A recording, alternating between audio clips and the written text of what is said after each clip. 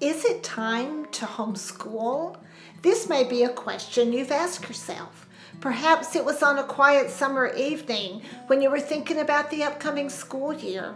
Maybe you were wondering if you really wanted to send your kids back to a classroom that feels less and less in line with your values. Maybe it's a question that a trusted friend asked you after she listened to your concerns.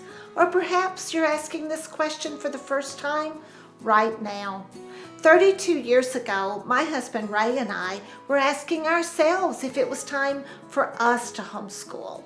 Our children were about to enter first, fourth, and sixth grades, and it was almost time for school to start. We went back and forth and back and forth. Should we or shouldn't we? We've known many people whose children have gone to public schools and lived wonderful lives. We've known people whose children have gone to private schools and done very well.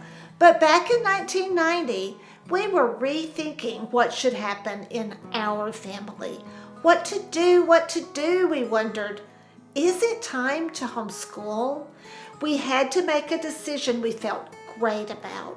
Finally, just days before the start of the new school year, we decided to homeschool. These are our reasons why. We were concerned about problems at school. Our children were doing well socially and academically in public school, but we began to see some problems. The first time I noticed specific issues was when our oldest was in fourth grade. One red flag was an impression I got in a parent-teacher conference. It seemed that the teacher didn't believe in concrete values. This fourth grade teacher also introduced Eastern meditation to our son's class during a really fun and creative unit study about Japan. On the first day of the unit, the children pretended to travel to Japan, where they toured during the rest of the study. Each day, the teacher encouraged the children to participate in a moment of silence. I asked our son if what they were doing was meditation. He said that the teacher didn't call it meditation, but that was what the monks did in the film she showed them. Those two red flags weren't waving wildly then, but I filed them away in my mama heart. During the next school year, our youngest daughter was in kindergarten. During the year, she was harassed terribly by a little boy. He ended up in the behavioral disorders program by the end of the year. But that was after he spit glue in her face one day and kissed her on the lips another day. When she came home from school on the day of the kiss on the lips, I asked her why she didn't move. I would have had to get out of line, she told me. I went to school and had a meeting with her teacher. The teacher and I both gave our daughter permission to break the rules and get out of line if something not okay was about to happen to her. I remember the day that our compliant kindergartner and I stood in our kitchen and literally practiced, getting out of line. That same year, our son, who was in fifth grade then, came home with an announcement from the school that his class was about to start sex education. Ray and I went to the school and kindly told them that maybe the class was going to do that, but our son wasn't. The school's remedy was for our son to sit out in the hall while sex education class was going on. To our delight, our son came home with the news that other children had told him how lucky he was to get to sit in the hall instead of being in the classroom during that subject. About the same time that we were experiencing these issues at school, Ray and I began to listen to Christian radio programs about issues Christian families were encountering in public schools at the time. Those messages reinforced our own concerns. We wanted to make our children's education more individualized also.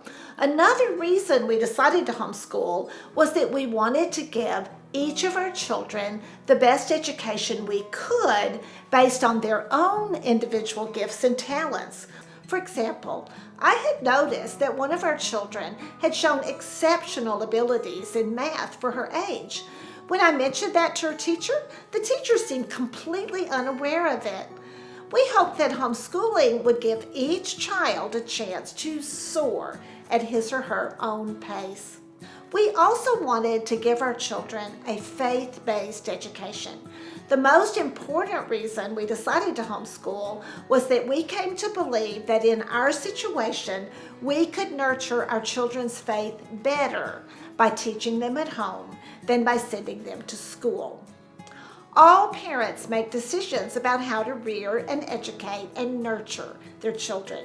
The important thing is to think and to pray and to act with purpose. We need to make the best decisions we can in our own individual situations, and most importantly, we need to bring our children up in what the book of Ephesians calls the discipline and instruction of the Lord. Times of change can be unnerving. There's comfort in things staying the same. But unfortunately, we all realize that change is often out of our control. If you as a parent are in a time of difficult transition, my prayer is that God will bless your family and your heart with peace. I pray that God will use this period of change to bring blessings to your family. Is it time to homeschool? It's worth taking the time seriously to consider the question. The answer may not come easily. It didn't for us. Perhaps a good way, though, to find your answer may actually be to ask more questions. What do you want your life to be? What do you want your children's lives to be? How is that different from what is most common in today's world?